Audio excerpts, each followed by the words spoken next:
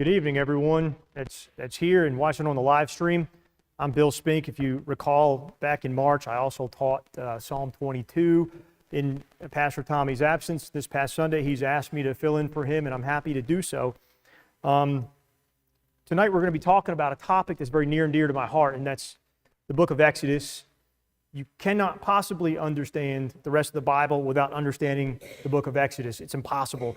And so, Pastor Tommy is talking about the last 40 years of Exodus, if you will, and I'm going to be talking about the first 80 years of Exodus, if you will. And that's a tall order. I only have 45 minutes to do it. Yes, that is, in fact, 2, 3, and 4. That's not, chapter 2, verse 4. So I'm going to do it. I'm going to fly through it, but it's a topic that I'm very passionate about. So before we begin, let's go to the Lord in prayer. Heavenly Father, we just give you thanks for this evening. Give you thanks for this opportunity to gather together in your name and to study your word. We just ask that you open our minds and our hearts for what you would have us learn from your word tonight. These things we ask in Jesus' name. Amen.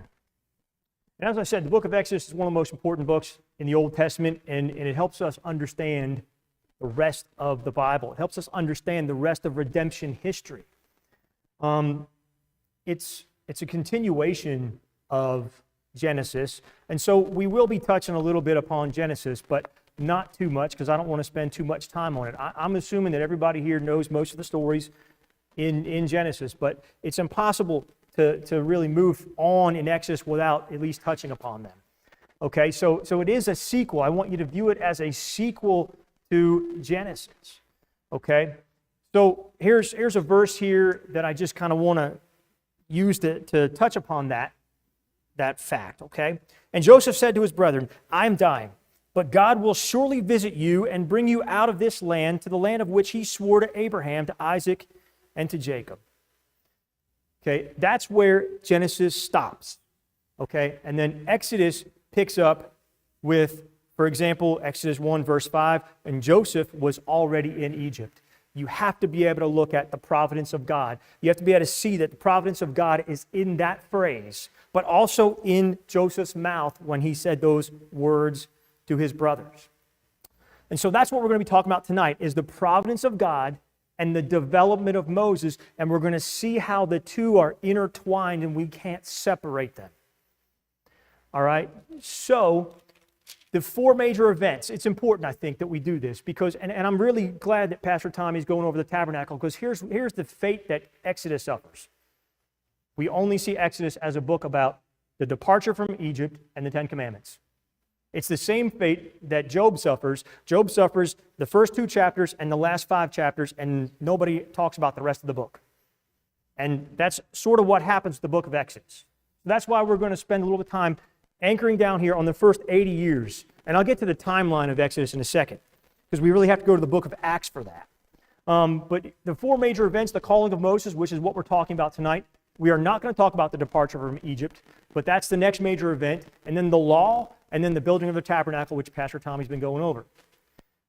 Okay, so that's how I want us to view Exodus. Another way to view Exodus, the correct way, is Israel is not being delivered from something. They are being delivered to something. Yes, they are being delivered out of Egypt, but to something. What is that? Well, ultimately to the promised land, but really ultimately to God himself. He's drawing the people to himself. That's what Pastor Tommy's been talking about essentially with the tabernacle. He's breaking it up in chapter by chapter. He's drawing the people to himself. So it's not being delivered from anything, but to being delivered to something.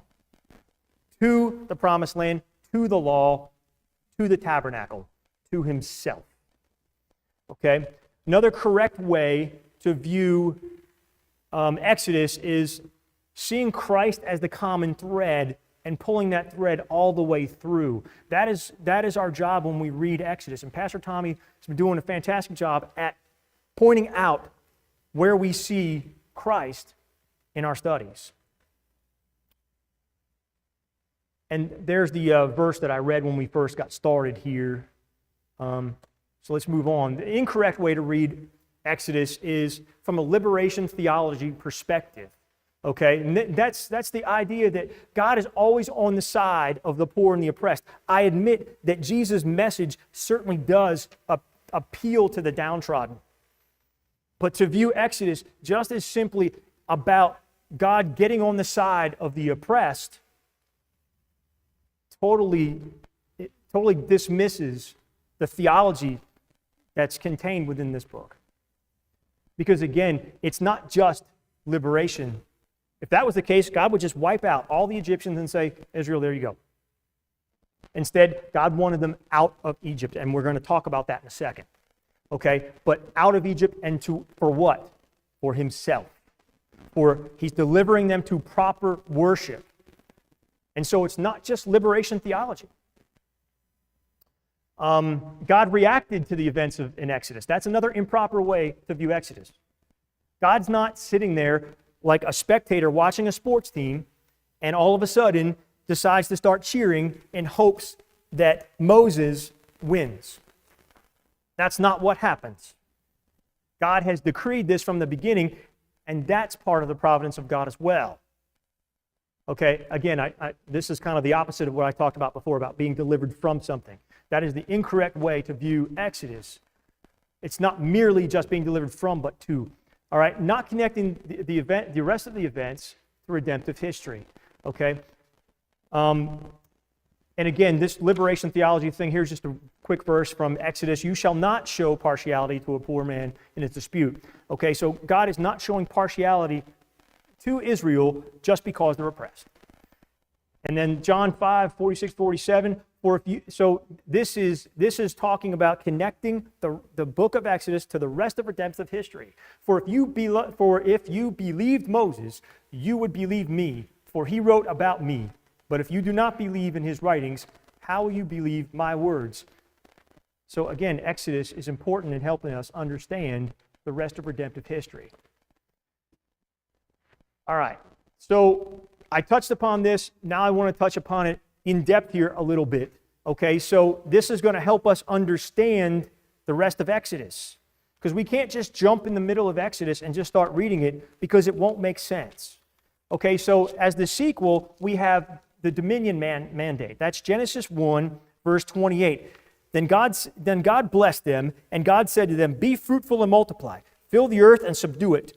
Have dominion over the fish of the sea, over the birds of the air, and over every living thing that moves on earth. This is important. Why? Because it answers the question as to why Israel is being oppressed by Egypt. Because they did just that. They did just that. They became too many in number in the camp, and Pharaoh said, we can't have this. So they became oppressed. But it also matters because why does Israel need a nation? Why do they need the promised land? Well, for a couple of reasons. One, because they're going to be so large in number that they need a large, broad land, as the Bible puts it. The other reason is because he's setting them apart for himself. Okay? So the Abrahamic covenant, okay?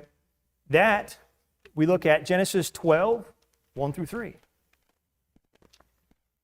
Now, the Lord had said to Abram, get out of your country, from your family, and from your father's house, to a land that I will show you. I will make you a great nation. I will bless you and make your name great, and you shall be a blessing. I will bless those who bless you, and I will curse those who curse you, and in you all the families of the earth shall be blessed. So again, this is important because while they're in Egypt, this promise has yet to be fulfilled. And this is where Moses is going to come into play. All right, then God made a promise to Jacob. All right, then God made a promise to Joseph. I already read that. Again, the people kept the dominion mandate. It says right here in Exodus 1, verse 7, but the children of Israel were fruitful and increased abundantly, multiplied and grew exceedingly mighty, and the land was filled with them. And then verse 9 says, and he said to his people, look, the people of the children of Israel are more and mightier than we. Come, let us deal shrewdly with them. In other words, we're going to oppress them because they're too large in number. So God preserved these people, and that's what we see in Genesis. He preserved these people in order to preserve the line to Jesus, and it is through Jesus that all the earth will be blessed, like I just read in Genesis chapter 12, verses 1 through 3. And we saw that through Jacob, through Judah and his brothers, and ultimately through Joseph. All right, so key definitions for this here: the sovereignty of God. That's about his reign or rule. The providence of God is how he chooses to exercise that rule. Those two things always get confused, and people use them interchangeably, and that's not correct. Okay? I'll always say the sovereignty of God and the providence of God, because they're two different things. Okay, the doctrine of the decree of God. This is a decision of God made in eternity, which renders certain all things that occur within time. And there's a great verse that sort of explains what that really means. Isaiah 46, verse 7, declaring the end from the beginning and from ancient times, things that are not yet done, saying, my counsel shall stand, and I will do all my pleasure. Here's another verse. I just put this up here as an example of God making a decree. We won't study this part of Exodus, but God makes this decree in Exodus, and I think it helps explain this a little bit more. He says, but I will harden his heart so that he will not let the people go. Make no mistake about it, that is the decree of God right there. That is one of his many, many decrees. Just an example, but like I said, we're not going to study that part. So God's mission statement to Moses, what is that? Because Moses is being developed for something. What is that? Come now, therefore, and I will send you to Pharaoh, that you may bring my people, the children of Israel, out of Egypt. However, Moses had a calling prior to this. Moses felt like he was being called to deliver the people from Egypt. How do we know that? Well, we find this in Acts 7, verse 25. For he supposed that his brethren would have understood that God would deliver them by his hand, but they did not understand. So that implies that Moses had a calling. And we all understand what that means. Some people feel called to do this, that, and the other. Well, Moses was getting a calling. In Exodus 3, in Exodus 3, verse 10, God actually gives him those marching orders now. So here we go with the development of Moses. Exodus 2, 11 through 25. All right, we're not going to touch on every single point in here because we won't get it done. Okay? But I just want to kind of bring you up to speed here. First of all, the birth of Moses is covered in Exodus 2. So Exodus 2 again covers the first 40 years of Moses' life. So Moses became Pharaoh's daughter's son. Okay, you can see her name there. I'm not even going to try to butcher her name. All right? So Moses' DNA was Hebrew, but he grew up an Egyptian. How do we know that? Well, we just got to read Acts 7, verse 22 and 23. And Moses has learned in all the wisdom of Egyptians and was mighty in words and deeds. Now, when he was 40 years old, it came into his heart to visit his brethren, the children of Israel. There's two things going on there. One, it's telling you that Moses was an Egyptian, okay? Because he'd been there for 40 years, and he had Egyptian privilege, even though, again, his DNA was Hebrew. But it's also telling you there's the timeline. Exodus is kind of funny like that in the beginning. You have to go to the book of Acts in order to understand the timeline. Because all of a sudden, Joseph is in Egypt in chapter 1. Chapter 2, Moses is born, and then 40 years later, here's Moses. That's how it works. So it's important to go to Acts to understand. So the development of Moses here in Exodus 2, 11 through 15, I think this is absolutely phenomenal and fascinating how God did this. It is amazing, and you can see God's providence throughout the entire thing and his sovereignty as well. So Moses demonstrated the instincts of a deliverer. There's no doubt. That's how God put them together. He demonstrated the instincts. Okay? He took notice of the burdens of Israel. Okay? We find that in verse 11. It says here, now it came to pass in those days when Moses was grown that he went out to his brethren and looked at their burdens, and he saw an Egyptian beating a Hebrew, one of his brethren. So he looked this way and that way, and when he saw no one, he killed the Egyptian and hid him in the sand. And when he went out the second day, behold, 2 Hebrew men were fighting, and he said to the one who did the wrong, why are you striking your companion? Okay, so what do we see here? We see here the instincts of a deliverer. We see him getting on the side of right in what he believes to be right in both situations. Now, he has to flee to Midian. On the surface, the reason why he has to flee to Midian is because word had gotten out he killed an Egyptian. But there's more to it than that. A lot more to it than that. Now, understand, there's several pharaohs. Pharaoh, by the way, is a position, just like Potiphar is a position. It is not the name of a person. There were 3 pharaohs that cover the section that I'm covering now. All the way up to the Exodus, in fact, there's 3 pharaohs. One of them was his stepmom. Okay? She was a co-regent with one of the pharaohs. That's because that pharaoh was just a baby. And then that pharaoh eventually superseded his stepmom. Okay? So Moses flees to Midian. When Pharaoh heard of this matter, he sought to kill Moses. But Moses fled from the face of Pharaoh and dwelt in the land of Midian, and he sat down by a well.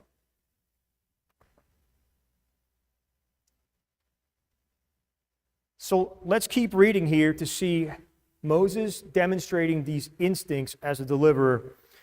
Now, the priest of Midian, so all of a sudden we just jump to now the priest of Midian. That's common in the beginning of Exodus. Now, the priest of Midian had 7 daughters, and they came and drew water, and they filled the troughs to water their father's flock. Then the shepherds came and drove them away.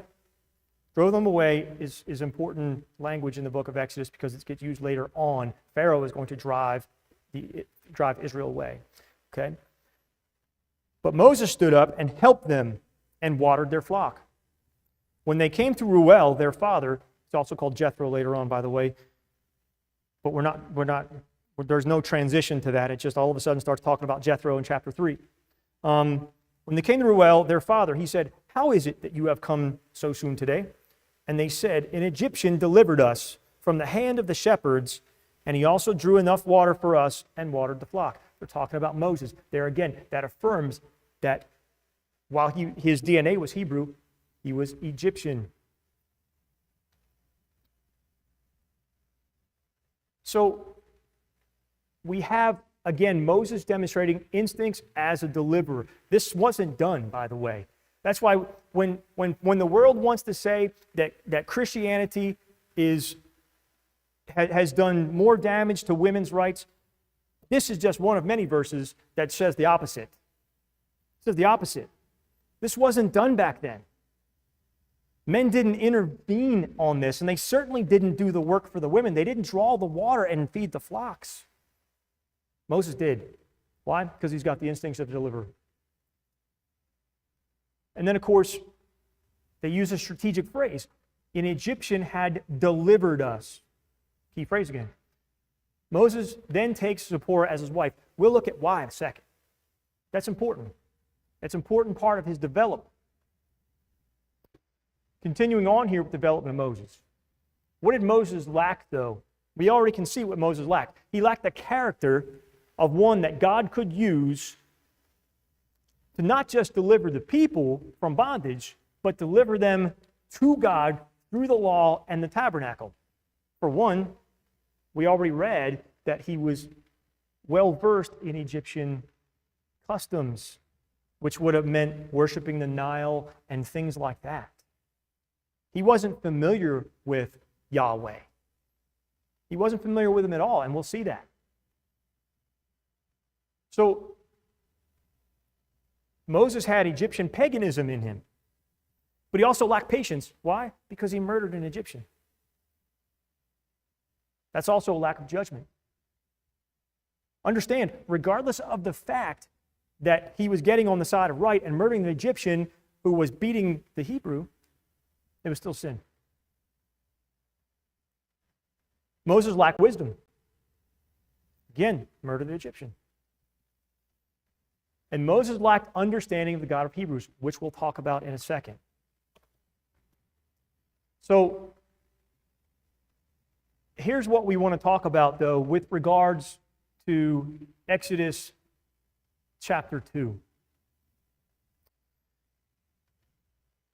Again, on the surface, the Bible tells us that Moses fled to Midian because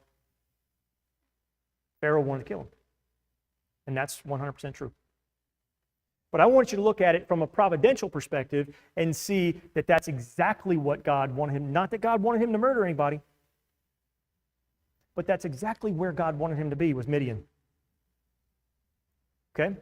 Just like God didn't want Joseph's brothers to sell him into slavery. That was sin. But God wanted Joseph to end up in Egypt. And so God used that.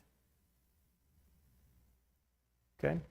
So when Moses is in Midian, here's what happens. God got Moses out of Egypt, but he got Egypt out of Moses.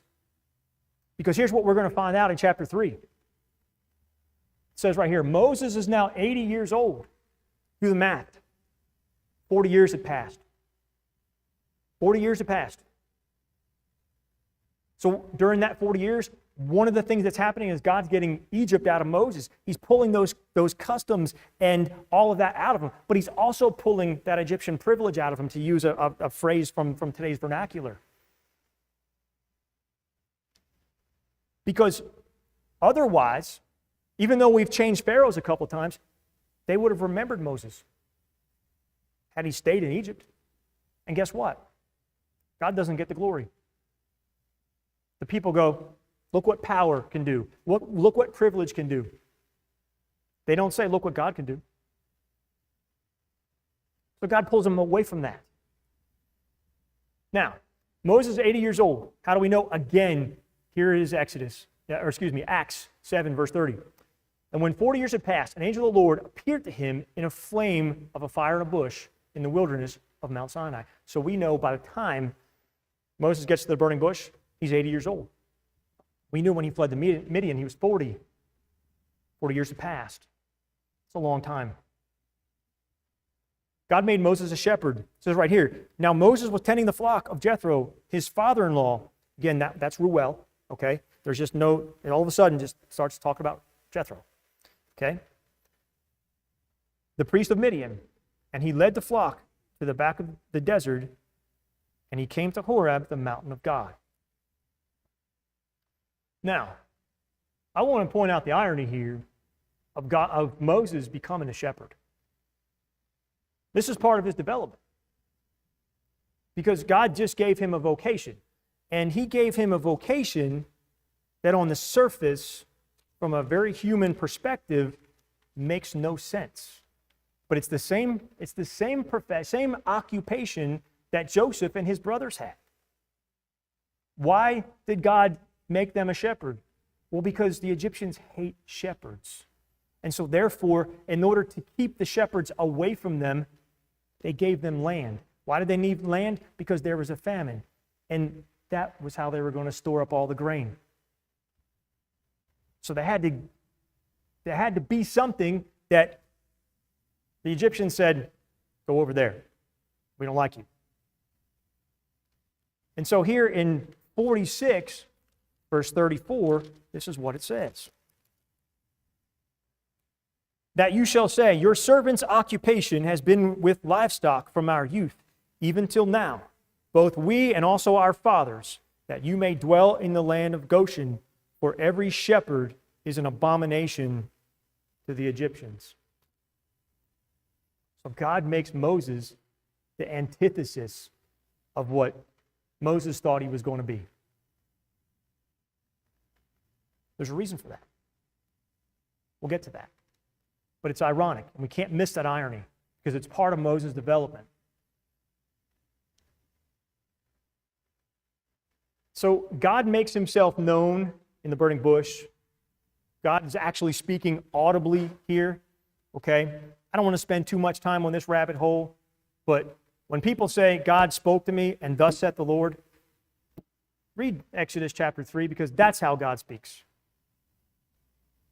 Okay? That's how God speaks. God spoke to Moses here. And I think that sometimes when people say, well, God spoke to me, I think we minimize our understanding of this dialogue between Moses and God. Because the book of Hebrews says God has spoken. All right, so I'm going to come out of that rabbit hole now. So Moses learns who it is that he's speaking to him. It says right here, moreover, he said, I am the God of your father, the God of Abraham, the God of Isaac, and the God of Jacob. And Moses hid his face, for he was afraid to look upon God. So Moses learned who God was. This is the beginning of Moses' education on Yahweh. Again, because Moses is going to deliver the law, and he's going to be delivering them to the tabernacle. And you can't be a pagan if that's going to happen. So he's got to learn about Yahweh, and that's what's going on right here. So God reiterates his promise. Okay, in Genesis 12, verse 7a, this is the promise. And I could have picked a couple of verses, but I chose this one. Then the Lord appeared to Abram and said, to your descendants, I will give you this land. So again, after speaking to Moses through the burning bush, he gives him the task. God instructs Moses to tell the people to go tell what God had said. So what did Moses learn? Well, he learned who is God. What did Moses also learn? Well, he learned that God is a God who hears and sees. This is important. This is important, the providence of God. It's important understanding the providence of God. And the Lord said, I have surely seen the oppression of my people who are in Egypt and have heard their cry because of their taskmasters. I know their sorrows, so I have come down to deliver them out of the hand of the Egyptians and to bring them up from the land to a good and large land, to a land flowing with milk and honey, to the place of the Canaanites, the Hittites, the Amorites, and the Perizzites, and the Hivites, and the Jebusites. Now therefore, behold, the cry of the children of Israel has come to me, and I have also seen the oppression with which the Egyptians oppressed them. Now, Moses also learns that God's a God of compassion. Why is this important? Because none of the gods, little g, in Egypt are anything like what I just read. Nothing. God or Moses has to learn this stuff. More of what Moses learned.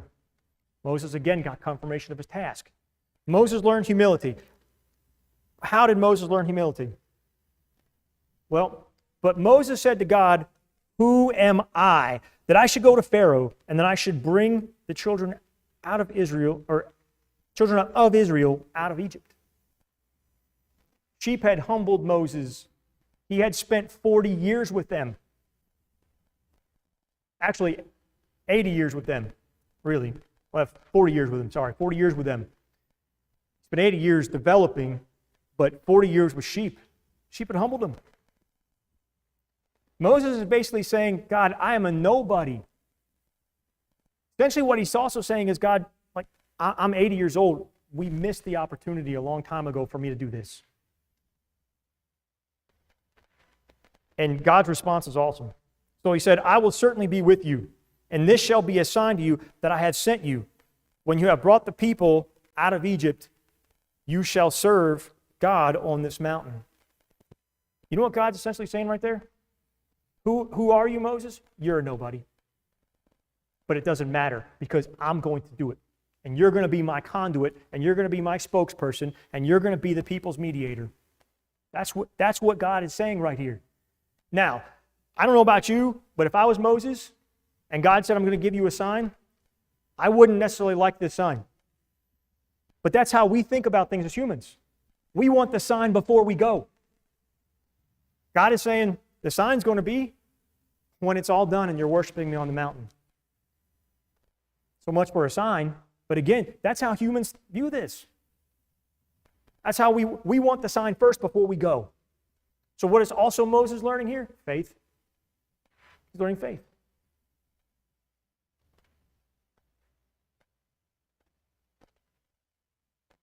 He learned God's name.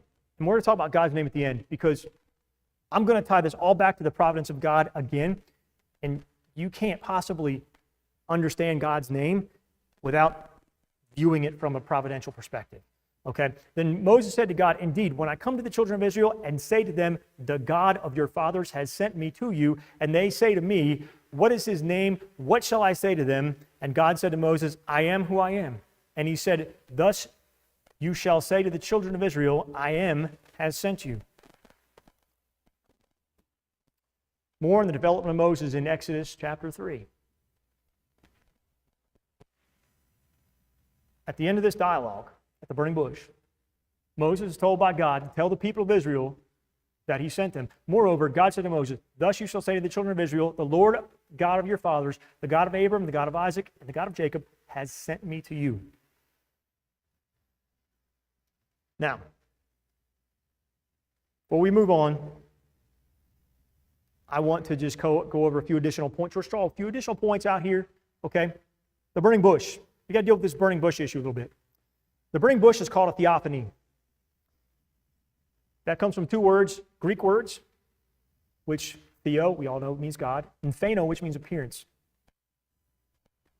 Okay, a theophany is an Old Testament appearance of the incarnate Christ. So the burning bush is theophany. We know this for two reasons. One, God spoke in the fire. Okay, it was not anybody else. God spoke in the fire. The text calls it an angel of the Lord. It doesn't say Gabriel. It doesn't say Michael. It doesn't say any other angel. It says an angel of the Lord. Now we can go back to Genesis chapter 16 when Hagar has a theophany experience, and she says, and it says an angel of the Lord, and she says, "You are God."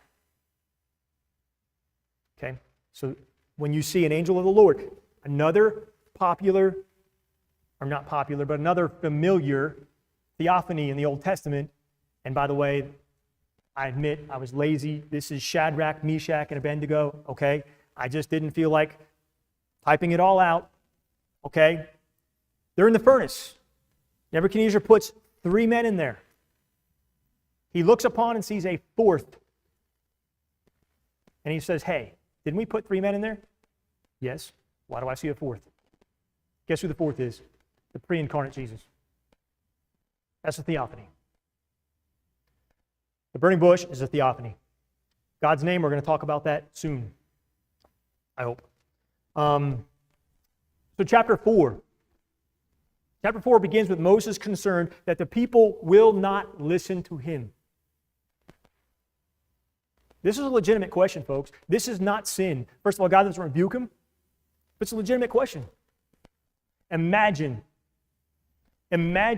if you're the people of Israel and you know that Moses has been spending time with sheep, right? And Moses comes up to you and says, "Hey, guess what? This bush started talking. But the bush wasn't really on fire. It was just burning, but it wasn't consumed by the fire, and God's voice was in there. And he said that I'm to deliver you out of Egypt." The people are right to say, "We don't believe you." There's a reason for that, though. So there's 2 Old Testament tests for prophecy. One of them is, are the events consistent with what they already know prior? And signs and wonders. And that kind of brings us up to where we are in chapter 2 and chapter 4 right now. Okay? So Moses says, then Moses answered and said, "But suppose they will not believe me or listen to my voice. Suppose they will say, 'The Lord has not appeared to you.'" Guess what? The Bible instructs us to do what? Test the spirits. We're supposed to test the spirits. That's why when some preacher stands up on television and says, "God spoke to me and thus saith the Lord," your first thing better be to go to this. And by the way, this is leather bound. This is not a 3-ring binder. If people were really getting additional revelation, the Bible ought to be in this. So that way we can just continue to keep adding pages to it. Okay?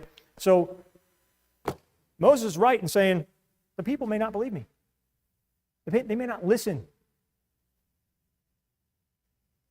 So the Lord said to him, what is in your hand? He said, a rod. In other words, what do you have? So when God calls you to something, He's not calling you to be something that you aren't already. Okay? He meets you where you are, but not as you are. Okay? But He doesn't expect you to be something that you're not. What do you have? Because that's what God intends to use. So oftentimes we as humans, we sit around and we say, man, if only I had this, only I was as pretty as her, if only I was as smart as that person, if only I had this much money, if only I went to that college. Well, what do you have? Because that's how God intends to use you. And that's what God is saying to Moses right here. What is in your hand? He says a rod. Well, guess what? Moses was a shepherd. Somebody ever ask you to hold their crutches? If you've ever used crutches before, you naturally do like this when you take crutches.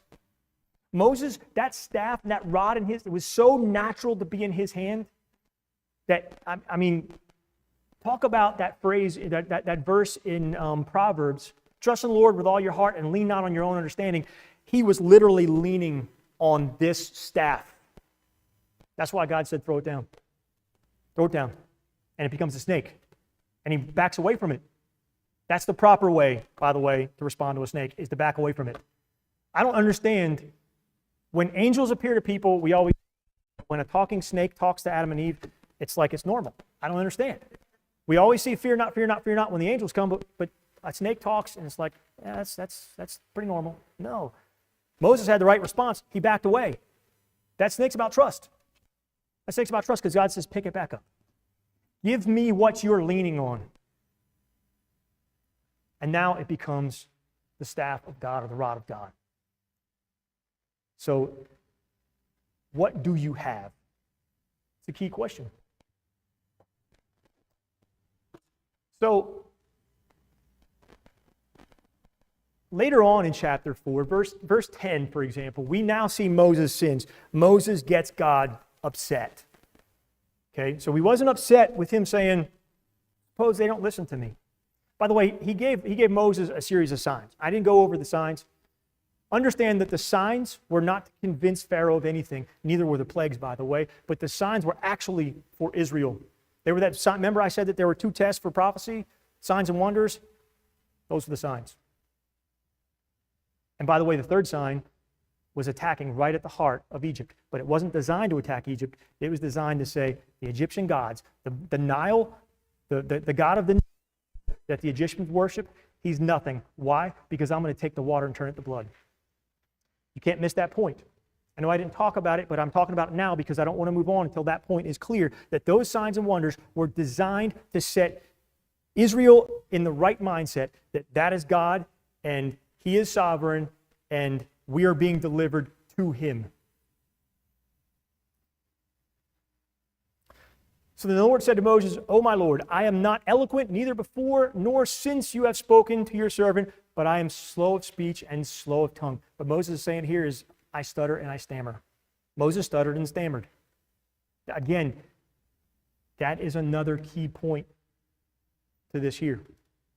Nobody ever would have expected a man that stutters and stammers to go to Pharaoh 10 times and say, let my people go. No. But yet, what does God do? God says, I want this shepherd that stutters and stammers to be the one to do it.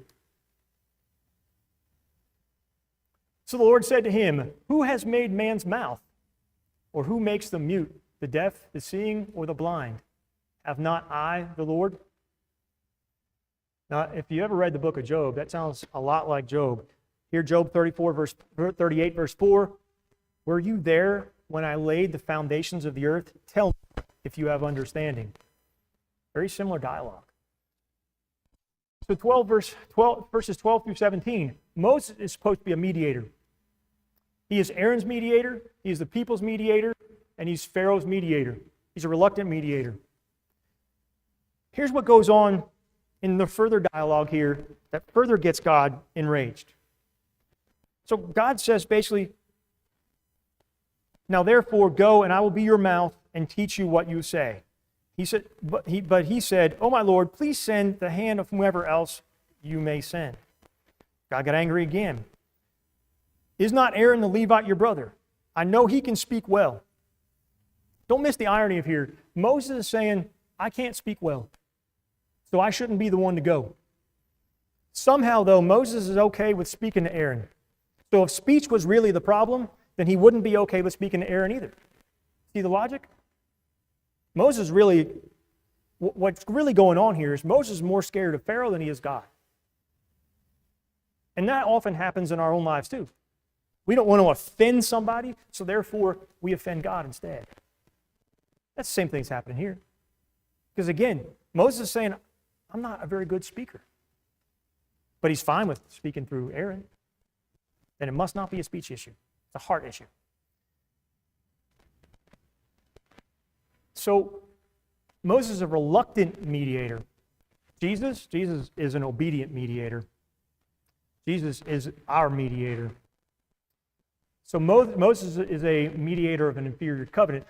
Here's where I got that from. But now he has obtained a more excellent ministry, inasmuch as he is also the mediator of a better covenant, which was established on better promises. For if the first covenant had been faultless, then no place would have been sought for a second. Understand, God's not saying here that the first covenant, he made a mistake with the first covenant. What he's saying is that he used flawless people in the first covenant. The new covenant is with Jesus, and it's not a flawless covenant. It's a faultless covenant. It's a perfect covenant. So Moses learned trust during this, right? With the whole giving that thing that you're leaning on, literally and figuratively, to me. That's what God asked him to do. And it's demonstrating trust, it's demonstrating signs and wonders, which was important because the people needed to trust Moses. They needed to, and they weren't going to based upon the circumstances. Based upon the fact that he was a shepherd for 40 years, and based upon the fact that he stuttered and stammered, they weren't going to listen to a single thing he said, and they had to. However, Moses only learned partial obedience, which isn't really obedience at all, by the way. This is the root of his sin that kept him out of the promised land.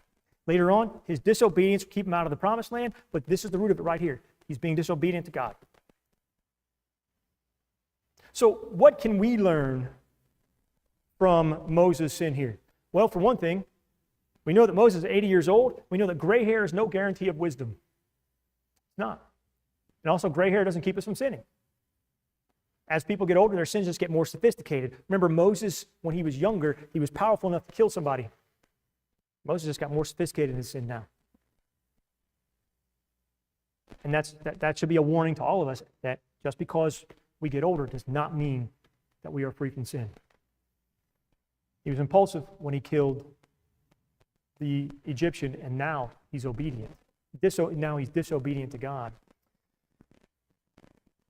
So throughout this chapter here, we see God demonstrating his sovereignty, even in choosing Moses as a sinner.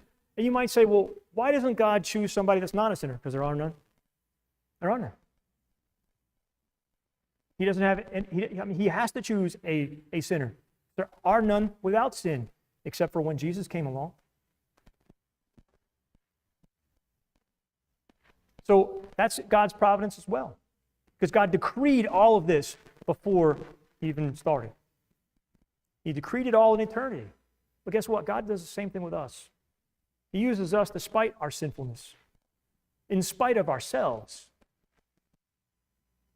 Right? And Moses still had a meaningful relationship with God in spite of his sin. So do we. God didn't say, okay, go away, I'm done with you, next man up. God put all of us in B-list plans. He put Moses in a B-list plan. What I mean is that there was no plan B. There's only plan A. No B-list plan. Or is a B-list plan, okay? Name of God. I am who I am. I am has sent me, right? That's what God said. So what's the significance? Well, we don't have a lot of time to go into the Hebrew of all this, okay? But in the Hebrew, this is not present tense like it is in English. In Hebrew, this is actually the imperfect tense. And so it can be translated a number of ways. It can be translated I am, I was, I will. It can be translated all of that. The point to know about this right here is that the name encompasses everything that God is, and ponder this for a second, everything that God's not. God isn't little g God. God isn't the God of the Nile River, little g. He's not the God of the Canaanites, little g. He's so much more than that. And that's the reason why God demonstrated signs and wonders. That's the reason why God specifically attacked the Nile River with the signs and wonders.